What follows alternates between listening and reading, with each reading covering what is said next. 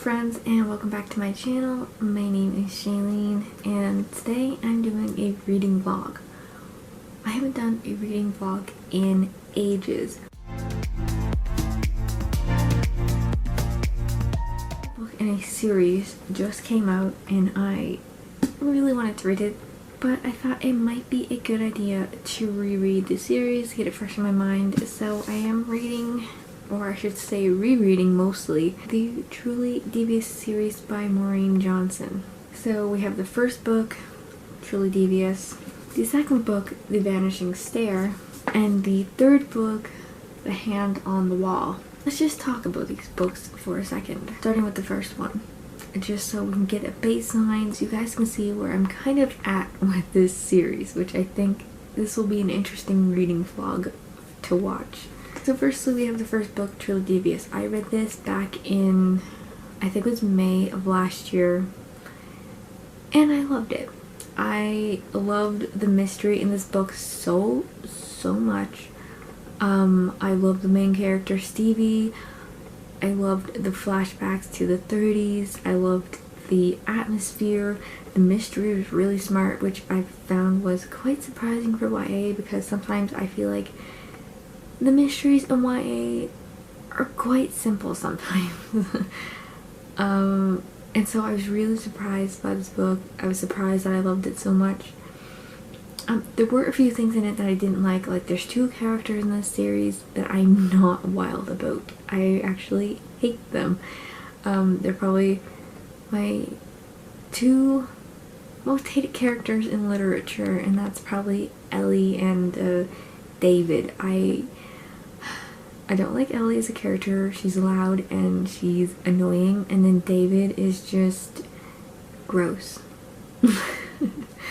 So yeah, I mean, after I read this book, I gave it a 5-star. I loved it. It made it to my favorites of 2019. Like, this book is just, I love it. I just hate those two characters, so that really didn't make me, you know, it didn't affect me that much until I read the second book. So the second book, The Vanishing Stare, I actually read in, I think it was July of 2019. I got it for my birthday. I read it, and initially I was hesitant to rate this one low. I was just so upset that this just didn't compare to the first book, and I rated it a very hesitant 4 stars. And even though I didn't give it the best review, but then I waited probably a few months and I realized, what the heck was I thinking? I hate this book. Okay, well, I hate the strong word, but I hate the majority of this book. Like, it was, oh my god, no. So many things in this book happened. Well, I guess let me rephrase that. There were things in this book that occurred and directions that the author took that I did not like. Like, it killed the series for me, and this is why I'm so scared for the third book when I read it. So basically, you know, we find out what happened in the first book and the whole story that's going on in, you know, the modern day and what's going on there. One of the characters I didn't like does get killed off, so I was fine with that. But then there's just a horrible, awful, disgusting, unnecessary romance that occurs in this book, and I hate it so darn much. Like, I can't express to you how much I hated it. And it goes, it makes me feel like that romance truly does ruin a good mystery. And I feel like this is one of those books where the main character is so strong enough on her own that she doesn't need to have a love interest. And I was just so upset that the love interest ended up being this scummy, disgusting guy who I absolutely despise and wish he was killed off. I'm actually hoping in the third book that he gets killed off. Like, that would be amazing. I will be so happy if he gets killed off. But that's unlikely to happen. Other than that, I actually still enjoyed the mystery. more so the flashback to the 30s, that mystery. I didn't so much care for the mystery in the modern day that was occurring. Like, yeah, it was okay, but like, didn't really care for it, although the book did leave off on a cliffhanger, which obviously made me obligated to buy the third book because I invested my money and my time into 2 books. Of course I'm going to finish it. And of course, the third book, which I have not read yet. And just, what is in these pages? I don't know. I haven't even read the description because I just don't want to know what's gonna happen. I don't want to know what to expect. For the first part of this vlog, I actually have started on Truly Devious. I'm actually probably about 70% into the book right now. I started it today. Man, today has been a day. I woke up in so much pain. If you don't know, hey, I have a chronic illness. I have chronic pain. So today my hands decided to be in a lot of pain, particularly my left hand. All because I started to read this hardback last night, and my hands didn't like that. I woke up, my hands are stiff, so good thing I had this on an ebook so I could read it from my iPad, which was much easier. So yeah, I have been reading this most of the day. I read it for a bit last night. I could possibly finish this tonight if I really pushed it. Like, I'm in so much pain that I probably won't get to sleep until 5 o'clock in the morning, because my pain is always worse at night. I'm glad that I'm rereading this series, because if I read the last book, I know I would probably be so confused because my brain is pretty awful at remembering things, and I think just reading through this is giving me a nice refresher so that when I do go into the third book, I will know what to expect. I'll kind of know what's going on more solidly.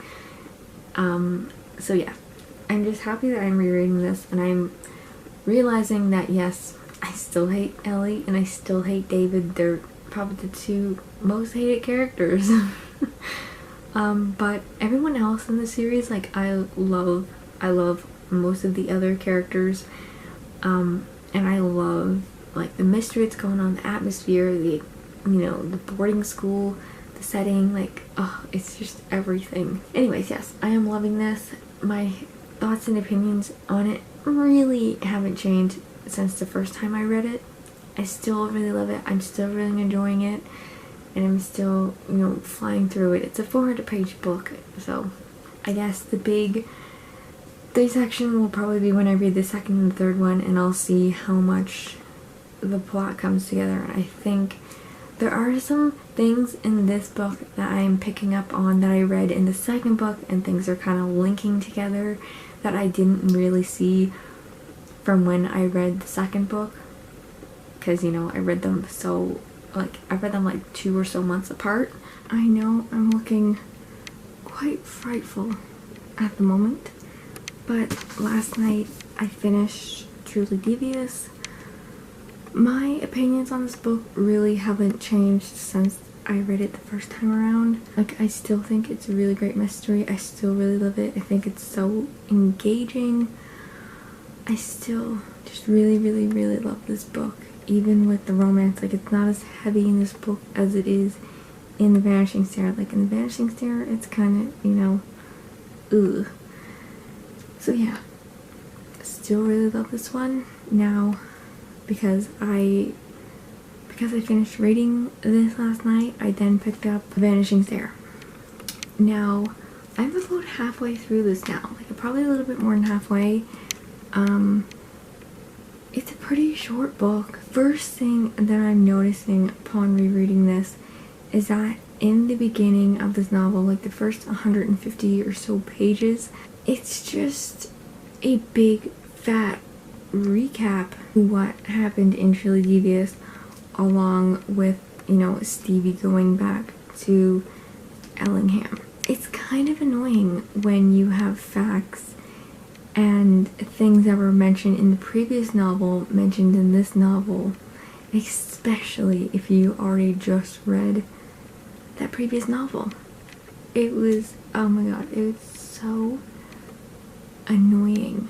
I guess I could kind of see a use for it, but it was just over the top especially like character descriptions. The author was regurgitating things we already knew about, like Janelle and Nate. Not super romancy yet, but we're just getting into like the plot of things. Stevie, you know, has learned some things about Truly Devious, and then she's working with this professor who wrote a book on the Truly Devious murders, whom she adores. That's basically where we're at so far. She's also trying to figure out what happened to Ellie, and that's like a big mystery, which I think the mystery aspect, like I love the aspect of the Allingham murders and the flashbacks to the 30s, but with the modern day mysteries, like I could care less, really.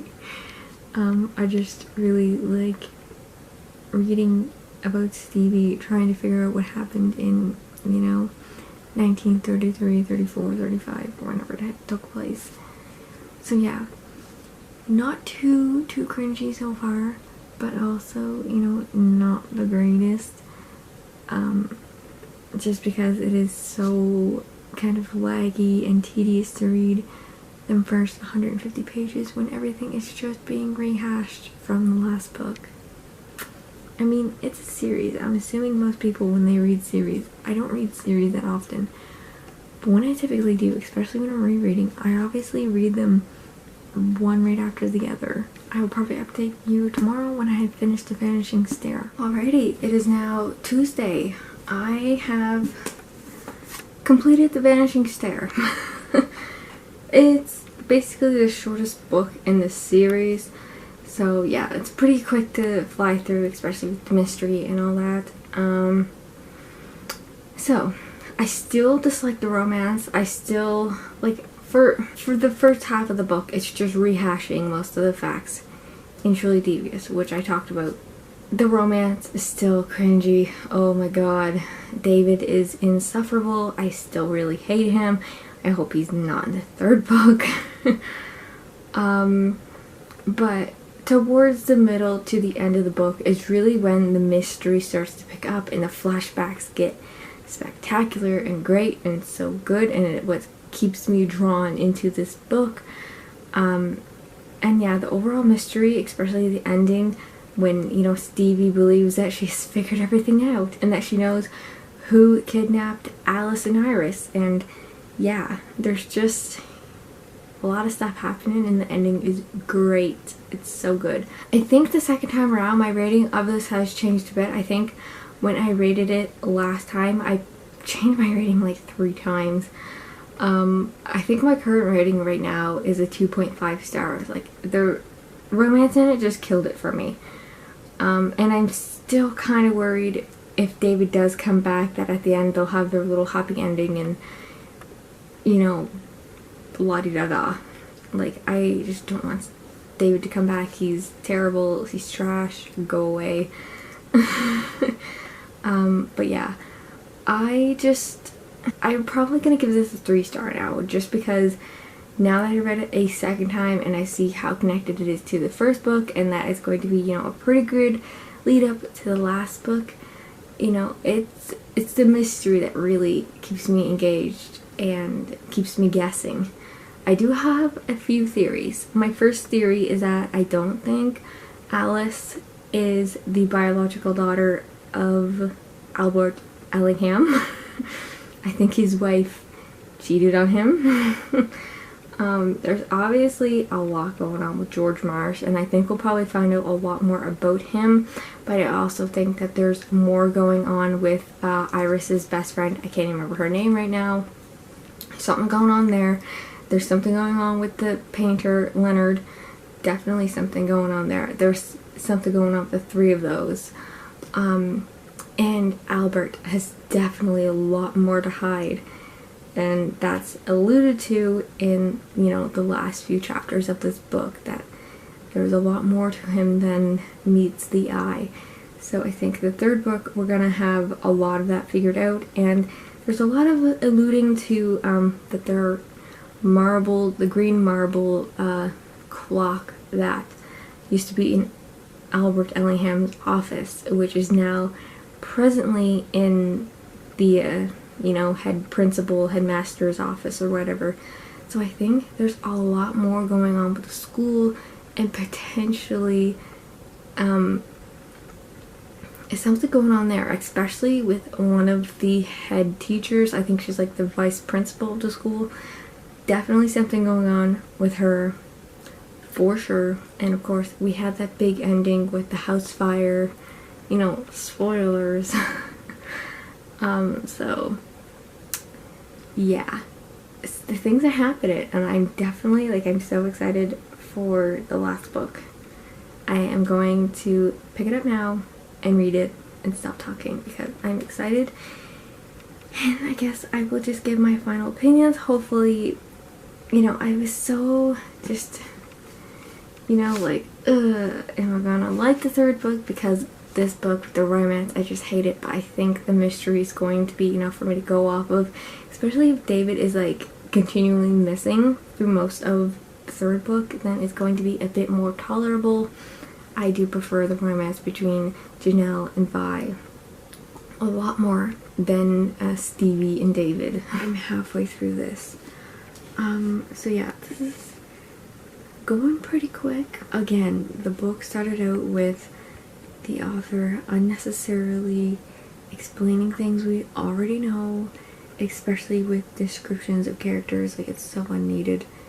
If you're reading the last book, you've read the first two books. Don't see why that's there. And the book started off pretty slow.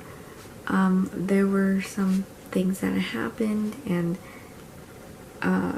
yeah, things aren't turning out the way that I thought they were going to be, which isn't necessarily a bad thing. It's just not really what I was expecting for the last book. I thought the last book was going to be much more fast-paced, and you know, I'm 50% of the way in. It's not really that fast-paced. It's like, the flashbacks are great, and I really love the insight to the flashbacks and all the little events that took place back then that we didn't really get much of a backstory for. But with present day, it's kind of just, you know, ooh, one thing happens, and then, you know, plot twist. And then it's all really kind of mundane, and it's slow, and it's just not really that interesting, and there's some weird stuff kind of thrown in the mix. So I don't know how I'm feeling about it yet. Thankfully though, there isn't much of a romance between Stevie and David. Thank God. But there is some tension there, and they're not really liking one another and all that. So, and if you're gonna make, you know, a last novel in a mystery series where you have a really great mystery setup and these great characters, I thought this was gonna be so much more fast-paced, with like Stevie, you know, hunting for all these clues and going here and there, and you know, finding out what's going on, and maybe sneaking into places that she shouldn't be. But none of that has happened yet, and I'm not happy. I really hope that the second half of this novel will be better, that more things will happen, things will pick up, and all my questions will be answered. But for now, it's 3 o'clock in the morning. I'm going to bed. If you're wondering why I go to bed so late, I know this may seem unusual for any of you who are watching me. You don't know really much about me. Hi, I'm an insomniac.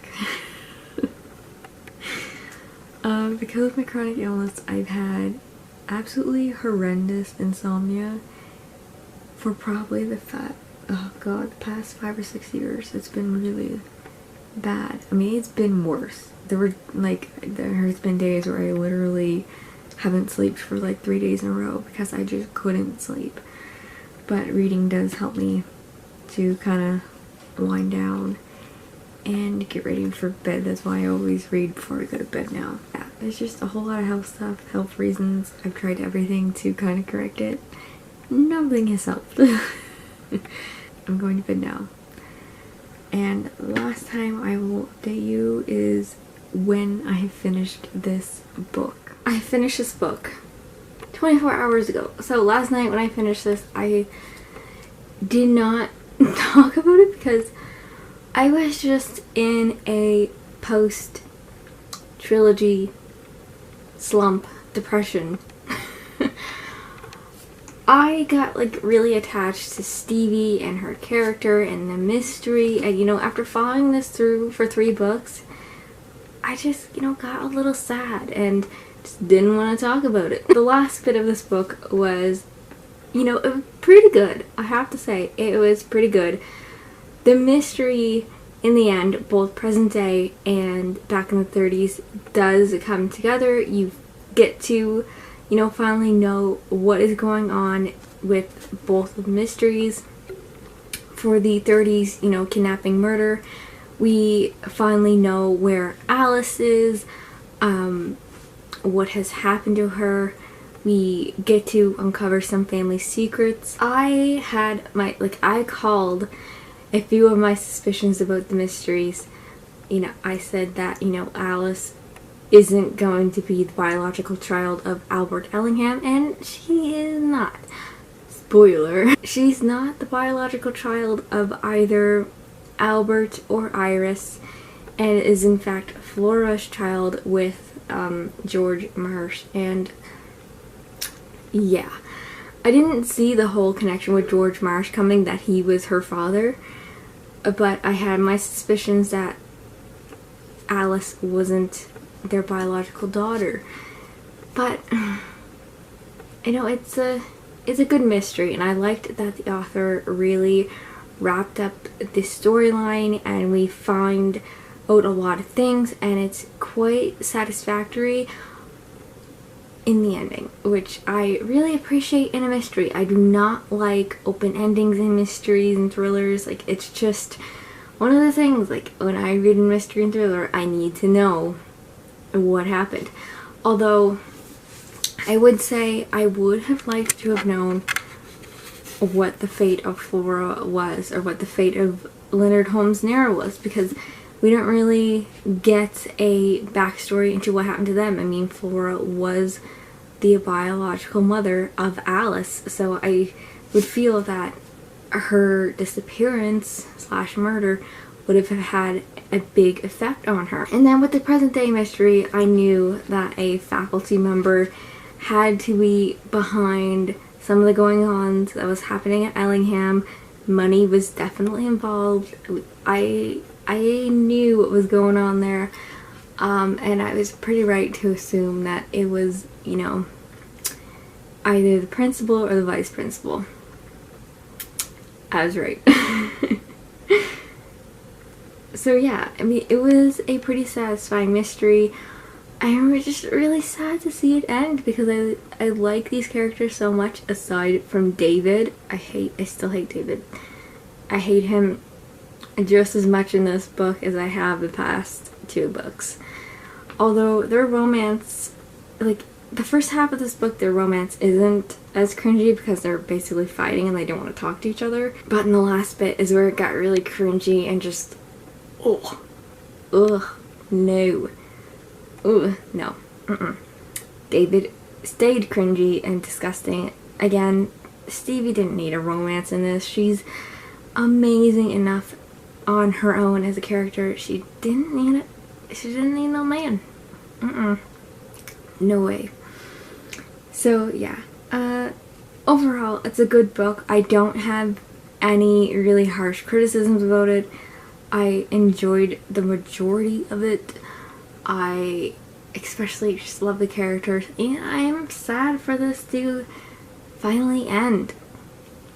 It was really good, and I really enjoyed it, and I especially loved, like, the 30s flashbacks. Those are my favorite part of the entire series, let's be honest. Although I do love Stevie and her as a character, I really didn't care that much about the modern mystery that was going on with the deaths at Ellingham. I just really liked the murder mystery that was going on in the 30s. As far as finales go, it wasn't a big, shocking, surprising finale, because we already, like, the last book gave you way too many hints about who was the possible, you know, person responsible for both crimes. So we kind of already knew what was going to happen, what was going to take place, and who was responsible, so that wasn't a big shocker. I figured both of those out, which the author could have done a little bit more with, you know, less hints. Other than that, it was good. So just a final rating of the overall series. I would probably give Truly Devious a 4.5 stars, only because of the romance. I would have to give The Vanishing Stair probably 3 stars. I enjoyed it a little bit more this time around, although of course still don't like the romance. And I would say I'd probably give The Hand on the Wall a 3.5 to a 4 star. I didn't love it as much as the first book, but I didn't hate it as much as the second book. It was just okay. I liked a few bits of it, but I'm not truly decided yet. You can check out my Goodreads review to see my full thoughts and my final rating. There you have it. I read all 3 books in the Truly Devious series.